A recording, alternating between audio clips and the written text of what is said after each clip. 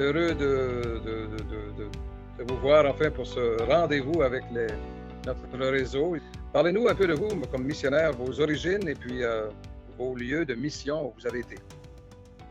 Alors, je suis d'origine italienne, tout particulièrement en Sicile, dans une île en dehors de la botte, comme on dit.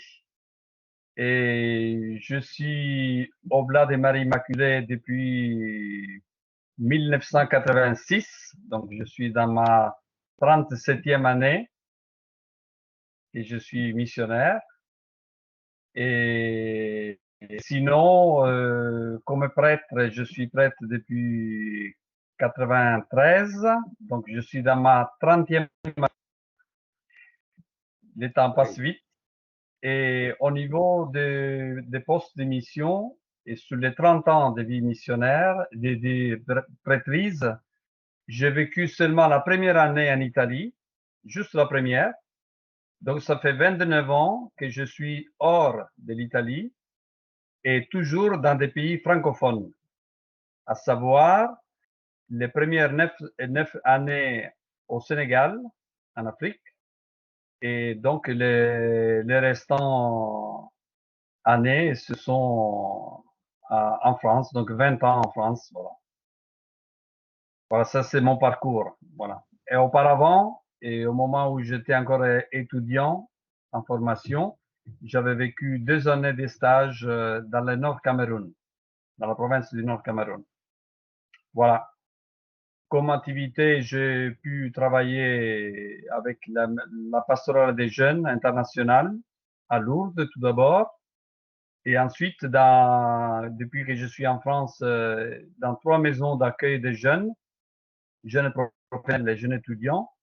Et actuellement à Nice, depuis 6 ans, je suis dans un monde particulier parce que je vis avec des migrants et des réfugiés dans la maison.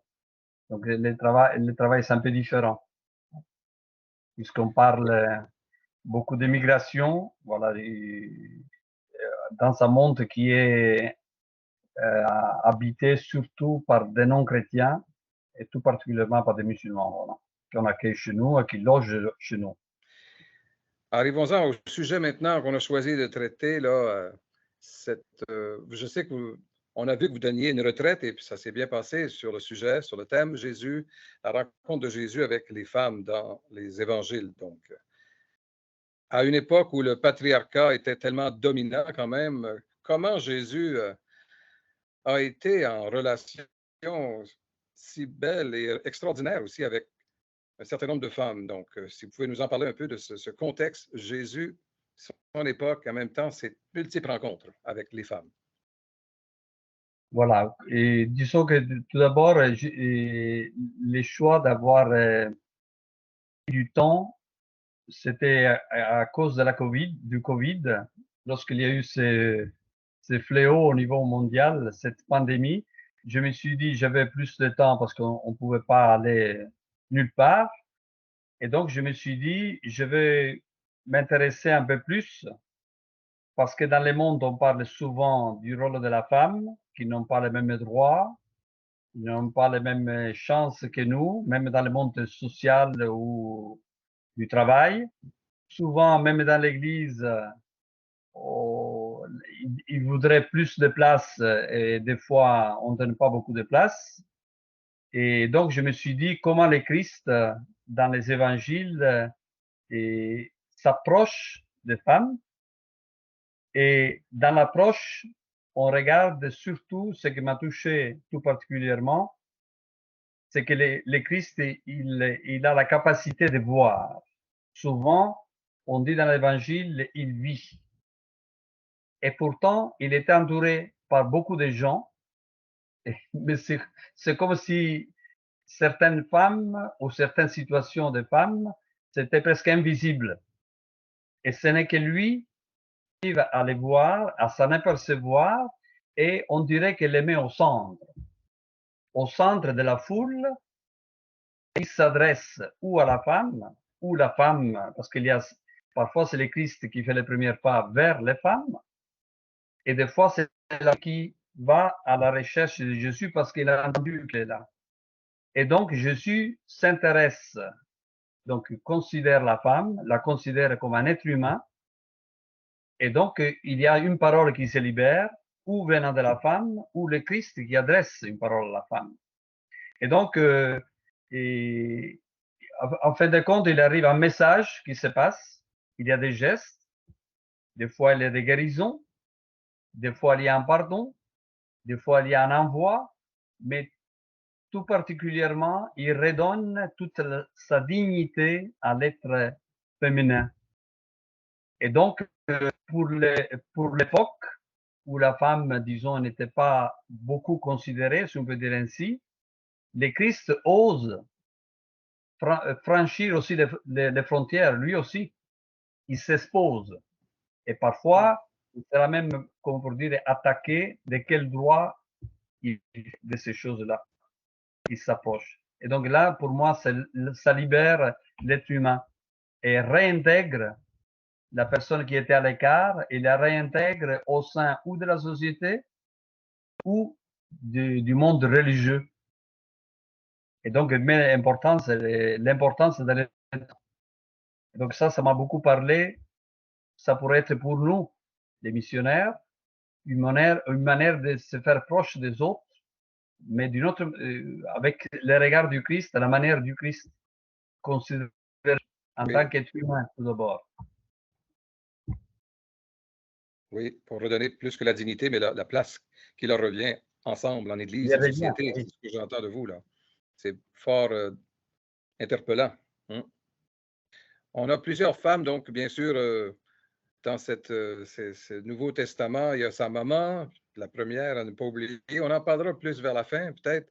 Marie, donc, mais il y a la fameuse Marie-Madeleine, avec une rencontre assez exceptionnelle, guérison, comme vous avez dit, libération. Il y a la fameuse femme la Samaritaine, qui est une très riche page d'évangile. On a aussi Marthe et Marie, des amis de Jésus, donc avec Lazare, tout ça. Très beau lien. Il y a des femmes qui sont un peu comme en marche avec les disciples, en formation. Là. Il y en a qui suivaient le Christ et qui, lui, les préparait à être ses disciples dans le monde entier. Voilà un portrait. Il y a une femme qui est, à un moment donné, guérie aussi d'hémorragie, donc il y a des guérisons que tu as mentionnées. Laquelle tu aimerais nous parler, qu'on regarde peut-être une rencontre particulière? À toi de choisir et de nous partager cette femme en particulier que Jésus a rencontrée et libère. Oui. Ben, disons que dans la dimension missionnaire, je trouve que les dialogues les plus longs, peut-être, que Jésus a eu avec une femme, au niveau des dialogues, d'échange entre questions-réponses, c'est le dialogue avec la Samaritaine. C'est un long passage de l'Évangile que nous trouvons uniquement chez Jean, et c'est là où il y a beaucoup d'échanges. Mais c'est le contexte qui est intéressant, parce que Jésus, il est avec ses disciples tout d'abord, et à un moment donné, les disciples, nous dit l'Évangile, partent à faire des courses pour acheter de quoi manger, et Jésus reste seul. Et nous dit l'Évangile qu'il lui fallait passer par la Samarie. Il lui fallait traverser la Samarie. Et pourtant, on sait qu'avec les Samaritains, ils avaient une difficulté. Les Juifs, ils n'étaient pas en bonne relation avec les Samaritains. Donc, il y a déjà une difficulté d'appartenance. Et cet évangile qui commence, qu'il lui fallait traverser la Samarie, c'est comme si le Christ est venu pour tout le monde, n'est pas venu pour certains. Donc, lui, il franchit, il va dans un territoire où il y a un contraste, il y a une difficulté, il y a, je ne dis pas un conflit, mais il y a une distance. Et malgré les disciples vont acheter de quoi manger, lui, il attend. Il est fatigué de la marche et il reste dans un puits. Ce n'est pas par hasard, c'est un puits qui est appelé Sychar dans les terrains de Jacob. Donc, on a un lien avec l'Ancien Testament. Donc, on trouve à travers ces puits, le puits qui est dans les terrains de Jacob confié à son fils Joseph, nous avons l'Ancien Testament et en même temps, on a du Christ qui incarne ce qui est le Nouveau Testament. Donc on a ces deux mondes. Et il y a quelque chose qui va se passer. Entre-temps, on est entre deux peuples où les courants ne passent pas. Eh bien, cette femme arrive en plein midi. Il nous dit l'évangile que c'est en plein midi. Chose bizarre, on trouve toujours en Jean qu'il y a un autre midi qu'on parlera lorsque le Christ s'accroît aussi. Donc il y a cette coïncidence d'heures où il y a un autre passage qui va se passer sur la croix. Et cette femme, il va dans une heure qui n'est pas habituelle pour la plupart du monde aller chercher de l'eau. Et peut-être il a raison d'aller chercher l'eau à midi, justement quand les gens ne vont pas. Est-ce qu'elle ne veut pas voir les autres? Est-ce qu'elle ne veut pas entendre que les autres la montrent du doigt pour d'autres raisons? Mais c'est après qu'on va découvrir tout ça. Mais en allant au puits, voilà qu'il y a cette rencontre qui n'était pas prévue. Voilà, les imprévus de la vie. Et donc, il retrouve un homme, elle est étonnée qu'il y a un homme en plein midi, quand elle, il faisait la corvée chaque jour, elle ne trouvait personne. Et donc, c'est Jésus qui l'interpelle. Oui. Et je me suis dit, le Christ, il est toujours attentif aux besoins des autres. Et dans cet évangile, on dirait que c'est Jésus qui a besoin de la femme. Parce que cette fois-ci, c'est Jésus qui demande pour la première fois une chose pour lui. Donne-moi boire. Donc, c'est Jésus dans la fatigue qui est dans une position, disons, de dépendance, de besoin, avoir soif. Et là, la surprise de la femme en disant, comment toi que tu es un juif, tu demandes de l'eau à moi, samaritaine. Donc, une réponse un peu brusque, disons, qu'on pose. Et Jésus va lui dire, si tu savais les dons de Dieu, on ne sait pas quel est ce don de Dieu, mais les dons de Dieu, déjà, c'est la rencontre. Oser la rencontre. Jésus a franchi ce passage en rencontrant cette femme à laquelle il ne devait même pas adresser la parole, surtout pour cette distance d'appartenance. Et là, ça s'instaure un dialogue. Si tu savais, c'est toi qui me demanderais à moi boire, et l'eau que je te donnerai, ce sera en toi une source jaillissante d'eau vive. Donc, il a eau. Et c'est intéressant dans l'échange, comme la femme va dire, mais toi, tu n'as rien à prendre de l'eau. Tu n'as pas une corde, tu n'as pas un récipient pour chercher l'eau, donc tu es obligé à passer par moi. Et quand il entend dire l'eau que je te donne, c'est de l'eau vive, qui va devenir en toi source jaillissante d'eau vive, c'est la question se renverse. Et alors donne-moi de cette eau, comme ça je ne viens plus à boire. Mais là, la femme, elle est dans le discours de l'eau ordinaire, H2O. Jésus parle d'une eau qui est autre. Et c'est le don de la rencontre, c'est le don de la foi, c'est le don d'une vie spirituelle. Et donc, finalement, petit à petit, on arrive à passer d'une rencontre de deux ethnies, si on peut dire ainsi, de deux peuples, d'un homme et une femme, qui était déjà bizarre de parler autour d'un puits. Et là, on arrive à une dimension supérieure. Et je trouve dans cette démarche de Jésus, que même dans la proposition de la foi, c'est nous qui devons rejoindre les lieux où les gens se retrouvent. Et souvent, on peut risquer d'attendre les gens chez nous. Les puits, autrefois, c'était un puits, autour du puits, il y avait la vie. Les gens venaient chercher l'eau, mais entre-temps, elles parlaient entre elles des joies, des soucis de la vie. Et dans l'Ancien Testament, on trouve aussi, on fait les premières démarches en vue d'un mariage. C'est là où s'est passé les fiançailles. Finalement, ça commence un projet de vie. Et nous, on pourrait dire, et aujourd'hui, dans quel lieu les gens seraient dans le monde d'aujourd'hui? C'est où qu'ils se rassemblent, autour de quoi et pourquoi? Et est-ce que nous, en tant qu'Église, nous y sommes? Jésus, il a fallu passer par là. Donc, il a choisi ces lieux. Donc, parfois, nous devons choisir les lieux où les gens sont pour être une présence et pour pouvoir apporter quelque chose de plus qui les fait monter un petit peu et qui l'amène à une autre dimension. Exact. Donc, je trouve intéressant ce début du dialogue. Et à un moment donné, de l'eau, on arrive à parler du lieu du culte. Et petit à petit, la femme change de titre. Autrefois, il disait juif, mais ce n'est pas par hasard que tu es un prophète. Vous voyez, il y a un Oui. processus croissant jusqu'à quand à la fin, il va dire aux compatriotes, venez, vous savez, j'ai rencontré, je crois que c'est le Messie. Vous voyez, donc on part de loin, Oui. et au fur et à mesure qu'on se sent acquis, eh bien, on prend confiance, on libère le cœur, et on trouve que Jésus lui pose la question finalement, va chercher ton mari. Et là, la dame, il se présente telle qu'elle est.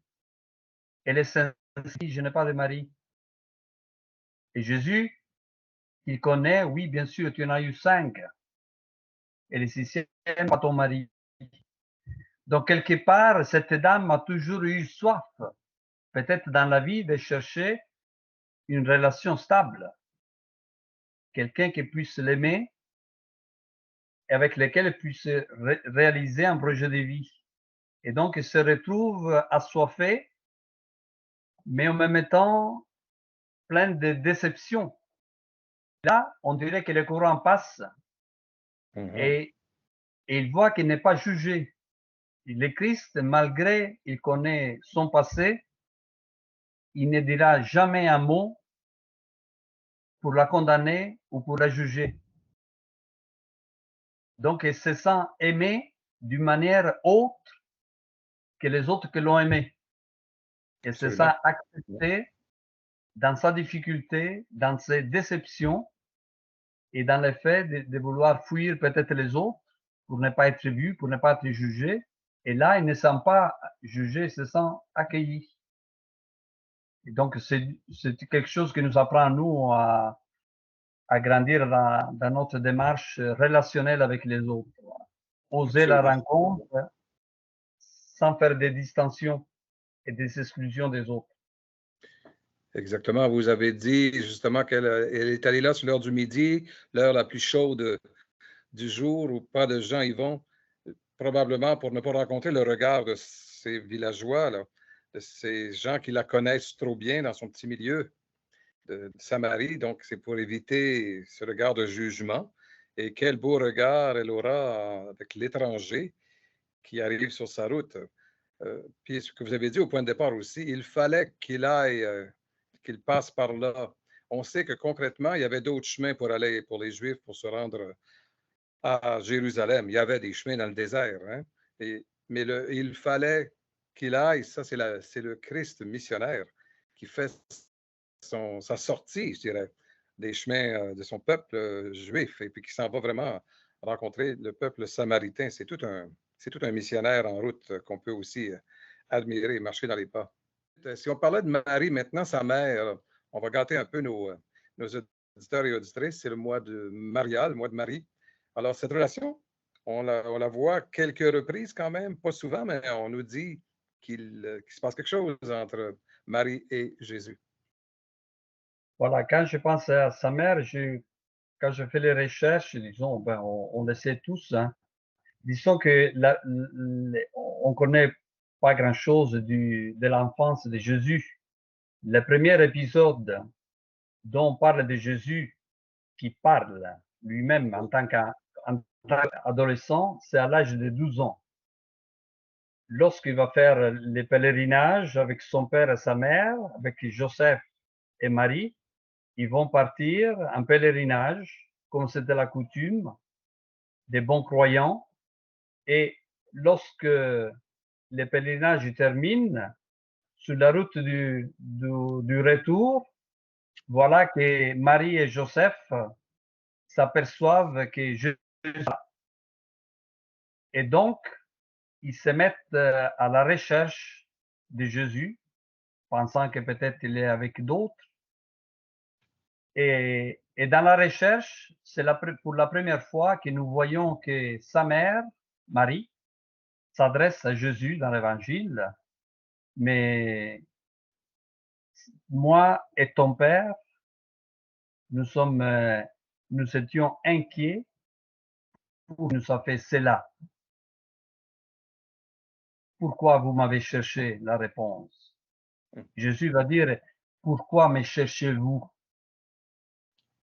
Il dira, ne le saviez-vous pas que, et c'est au plus, il ne dit pas seulement à sa maman, tu ne savais pas, Marie. Il dit, vous ne le saviez-vous pas? Parce que même Joseph, Marie, il a eu l'annonciation de l'ange, mais Joseph, il a eu des songes aussi. Et à travers les songes, il a appris toujours par l'ange que sa femme, elle attendait un enfant. Et l'ange dira et à Marie et à Joseph, ne crains pas Joseph, ne crains pas Marie. Voilà, donc il s'inscrit d'eux dans le projet. Et à un moment donné, il dit, vous ne le savez-vous pas que je dois m'occuper des choses de mon père? Bien évidemment, je ne sais pas quelle était la réaction de Joseph lorsqu'il entend de la bouche de son fils en disant, vous ne savez pas que je dois m'occuper des choses de mon père. Là, il dit à son père qu'il a accepté d'être père. Mais Jésus, bien sûr, il parlait. Et ces 3 jours de recherche, quand ils se mettent en 3 jours pour les chercher, ça nous amène aussi à ces 3 jours loin, plus quand ce sera le moment de la mort, les 3 jours pour arriver à cette résurrection. Et on sait qu'en rentrant à la maison, Marie, étonnée par cette réponse, gardait tout dans son cœur. Les choses qu'elle ne les comprenait pas, elle les gardait tout dans son cœur en les méditant. Et donc, l'attention de Marie, dans cette première fois où Jésus parle, c'est que Marie, malgré il avait eu l'encouragement de l'ange à y croire, il a dit son oui, je suis la servante du Seigneur. Dans les moments où il n'arrivait pas à faire ces réponses énigmatiques, on pourrait dire, de Jésus, elle les garde. C'est que nous devrions peut-être, nous aussi les chrétiens, lorsqu'on n'arrive pas à comprendre des choses, peut-être on devrait davantage les garder et les porter dans la prière, les intérioriser pour trouver au fur et à mesure qu'est-ce que Dieu veut nous dire à travers certains événements de la vie. Et après, on retrouvera Marie qui part avec Jésus, qui est à Cana. Mais elle a déjà 30 ans. Entre et les 30 ans de Cana, il n'y a pas de dialogue, on pourrait dire ainsi, entre Marie et son fils. Et là aussi, ça va nous surprendre lorsqu'il parle avec Marie. Et Marie, il était invité comme Jésus, et c'est Marie qui soit, en tant que femme, en tant que mère de famille, dans besoin. Il y a un manque.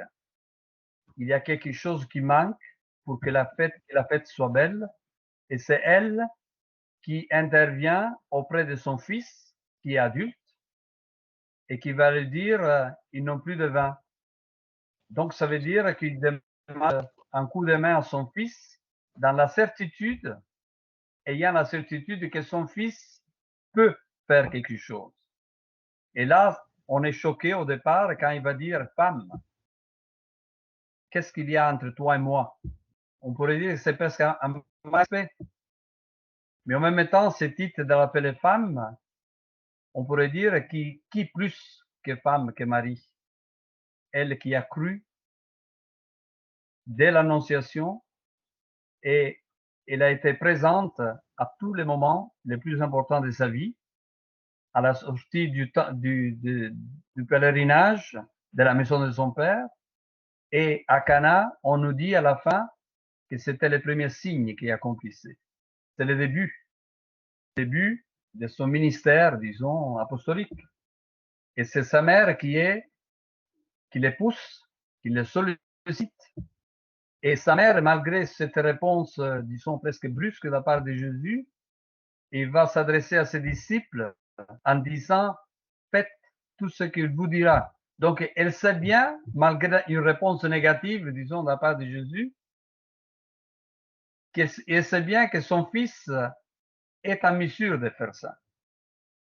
Et en effet, il y aura des miracles aussi de ces changements de l'eau en vin, mais qui évoquent aussi toujours le mystère de la croix, en définitive. Et cette alliance qu'il y a entre le Christ et l'humanité. On connaît le nom de l'époux dans les Cana, mais on parle jamais de l'épouse. Donc cette épouse, à la fois, c'est bien sûr, c'est l'humanité entière, c'est l'Église, et c'est Christ qui épouse l'humanité en se faisant homme, en intégrant la nature humaine, tout en restant Dieu, bien évidemment. Et après, on trouvera pour la troisième fois, on la retrouve, on a entendu récemment, lorsqu'on était pendant la Passion, pendant la Semaine Sainte, quand on a lu l'écrit de Marie, qu'elle est au pied de la croix. Et au pied de la croix, Marie ne dira aucun mot. Il ne parle pas. C'est son fils qui s'adresse toujours à la femme. On sait qu'il y a la mère de Jésus, mais que lorsqu'il s'adresse à sa mère, elle va lui dire, femme, voici ton fils. Et avant de quitter ce monde, il donne un héritage à sa mère ou l'Église. Et en même temps, à Jean, il va dire, voici ta mère. Je me suis toujours, il aurait pu dire à Jean, voici ta mère, je te la confie. Par contre, il va dire, voici ta mère. C'est-à-dire, il nous donne l'étoile qui lui a permis d'arriver dans ce monde. Celle qui est à l'accomplissement de la parole de Dieu et dont il se fait la servante. Il nous donne le trésor, l'amour de sa vie, celle qui lui a permis d'être dans ce monde, et les confie à Jean, c'est-à-dire les confie à l'humanité, à l'Église, et vice-versa. Et à un moment donné, on sait que Jean va les prendre chez lui. Comme pour dire que chacun de nous doit garder, protéger ces dons que Christ nous fait de sa mère. On doit la considérer comme notre mère. Donc je trouve que ces trois moments, ce sont des trois moments très forts et très fondamentaux au niveau de la foi chrétienne. Marie, il a toujours un rôle important. Oui. Oui, très intéressant. On savait qu'il y avait eu une prophétie qu'une femme mettrait au monde un fils, hein, l'Emmanuel. Donc, il y a cette femme qu'on voit donc à l'aube du Nouveau Testament, cette Marie, l'Annonciation, tout se réalise. Mais Jésus, lui, parle à cette femme et la prépare à un autre rôle important dans notre belle histoire sainte, comme vous venez de le dire, cette maternité envers ses disciples. Donc, il la prépare déjà à Cana. Tu sais, mon heure n'est pas arrivée, mais il nous réfère à une heure, l'heure de la croix, du don total. Et là, il donne sa mère, Puis il dit vraiment, c'est ta mère, cher disciple. Tu sais. Il donne sa mère, c'est extraordinaire. Et cette femme, au pied de la croix, tu sais, c'est ce qu'elle entend. Comme vous nous disiez, dans un courriel en préparant ce webinaire, chaque rencontre fut unique, évidemment. Mais Oui. au-delà d'une rencontre qui fut unique avec chacune de ces femmes, chacune des rencontres livre un message à tout chrétien. Et sur Jésus, comme sur notre appel avec lui à grandir et à trouver en lui notre salut, puis notre vie, etc. Notre source d'eau vive à l'infini. Fait qu'on pourra y revenir par un autre webinaire éventuellement. Ça serait intéressant de développer d'autres visages que Jésus rencontre et comment elle chemine rapidement dans une découverte et comment leur dignité en est enrichie et embellie pour l'éternité. On va y aller avec juste une question que j'ai reçue et elle va nous amener dans l'Ancien Testament. Puis, et en même temps, elle est intéressante. Ça touche la création de l'homme et de la femme. On recule jusque-là, mon cher confrère, au blanc. Alors, la question est la suivante. C'est dans Genèse 2. Là, que faire de cette image que la femme vient de l'homme dans Genèse 2? Ce deuxième récit de la création, finalement. Alors, je dis souvent que dans la création, bien évidemment, et le fait que que Dieu a créé l'homme, et à un moment donné, il nous dit la Genèse qu'il s'aperçoit que l'homme n'est pas vivre tout seul, il lui faut une compagne. Et donc, la dernière création qui sera faite par Dieu, ce sera la femme. Et donc, c'est ce qui vient compléter la beauté de la création. Moi, je me dis, le chef d'œuvre de la création avec la femme. Et après, Dieu le Père, il se repose. Donc, on pourrait dire que la dernière beauté de l'être humain qu'il a créé, bien sûr, qui est un être humain, c'est pour cela que la Genèse se termine homme et femme, il les créa. Donc, ils sont entièrement créés l'un comme l'autre. Il y a tous les deux ont été créés à l'image et à la ressemblance de Dieu. Tantôt l'homme, tantôt la femme, et tous les deux, ils sont appelés, grâce à l'amour, à engendrer d'autres êtres humains, hommes et femmes, les enfants, toujours à la même image et la ressemblance de Dieu. Donc, il y a un amour qui est complémentaire, où chacun a son rôle à jouer, mais dans l'acceptation de la différence et de la diversité.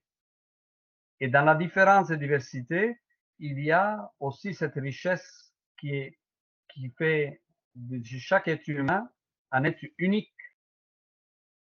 Le potentiel qu'il y a en l'homme, il y a un autre potentiel qui est chez la femme. Et tout être humain, il sort de la femme, mais on a besoin autant de l'homme que de la femme pour pouvoir engendrer la vie. Donc, l'indispensable pour l'autre.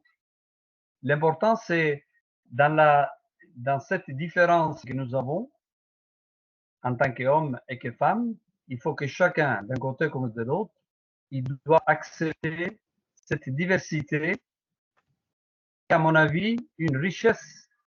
D'ailleurs, même dans cette femme qui dit, mais toi, comment tu oses me parler à moi, juif? Eh bien, dans cette rencontre, il y a une vie. Cette femme retrouve le sens de sa vie jusqu'à quand il va courir vers les compatriotes pour dire qu'il a trouvé le Messie. C'est lui qui la connaît. C'est lui qui, en connaissant son passé, ne la juge pas, mais qui l'ouvre. Et finalement, l'histoire de la Samaritaine termine que, bizarrement ou paradoxalement, Jésus qui avait soif, il n'a pas bu, et la femme qui est partie avec la cruche chercher de l'eau, même la cruche sans perdre de l'eau, sans prendre de l'eau. Donc, comme pour dire maintenant, l'eau vive, elle est à moi. J'ai rencontré quelqu'un qui m'aime autrement. Je peux m'en passer presque de l'eau parce que j'ai une source divine dans ma vie. Et donc, dans la création, on se retrouve avec cet homme et cette femme. Et il faut qu'on accepte la richesse de nos différences. Souvent, quand on dit le mot différence, on va voir vite qu'est-ce qu'il a de différent que moi, qu'est-ce qu'il a moins que moi, ou qu'est-ce qu'il a plus que moi. Et on risque de tomber dans la jalousie et dans le jugement, ou quand par contre, justement parce que l'homme est homme, il doit donner le meilleur de soi-même, parce qu'il est unique. Et la femme, dans son unicité, dans son être particulier, doit donner le meilleur d'elle-même.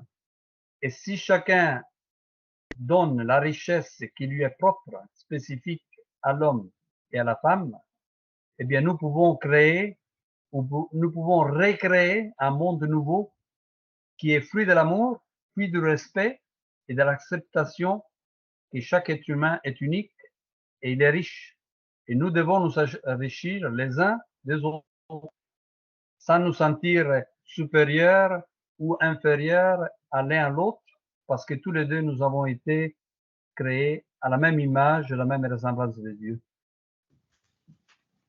Très bien. Très riche comme réponse. Ça ouvre tout un autre horizon. Et de fait, ce texte de deuxième récit de la création m'a toujours fasciné parce que la préoccupation de Dieu, je vais te créer une aide. Alors, il n'est pas bon que l'homme soit seul, donc une aide. Il ne dit pas la femme, il dit une aide. Puis vous avez bien résumé que c'est ça qui est celle qui devient l'aide pour l'autre. On est l'un pour l'autre, celle qui est une altérité aussi.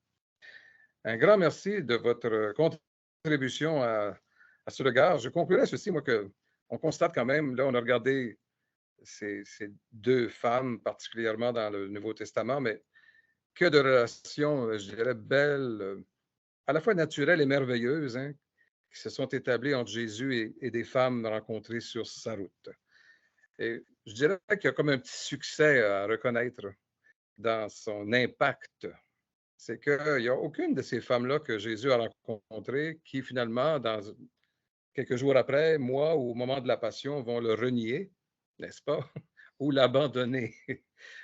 J'y trouve là une couleur d'amour fidèle. Il a comme réussi là des disciples qui vont lui être fidèles au-delà de la mort, tu sais, et du sort qu'il aura à subir à Jérusalem. Tu sais. Donc, il y a une petite communauté, une petite église fidèle là, dans ces beaux visages, ces femmes-là, et fidèles et affectives.